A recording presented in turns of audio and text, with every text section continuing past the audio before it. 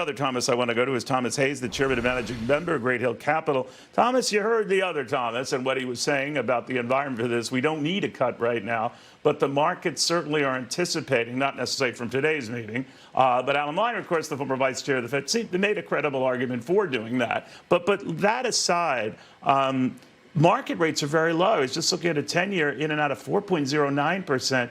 Maybe you don't need to do anything. Maybe the markets are doing the heavy lifting for the Fed. What do you think? Well, in anticipation of the cut, you do have the Fed funds rate over. So the 10-year yield is compressing. And in the event that they walked back the cuts, you would see that 10-year yield shoot right back up. The markets would be down. So it's a little bit of would that apply? I'm sorry, properly. But would that apply if they do nothing? In other words, if they do nothing, I guess the big issue today is what they signal, or Jerome Powell signals when he talks to reporters. And if he sets the stage for a September cut, how do the markets deal with that? Yeah, I think that's baked into the markets right now. I think the surprise would be if he said maybe September is not on the table, the markets would react. But you're seeing it. Look, the rotation has begun. July was a turning point. We saw the dramatic rotation in anticipation of one cut in September and possibly another in December. So the market likes that. The market is acting accordingly. But what's interesting is tech and communication services up to this point for the month of July were negative, while banks were up 16%, real estate was up 7%, utilities was up 5%. So this is kind of baked into the market at present.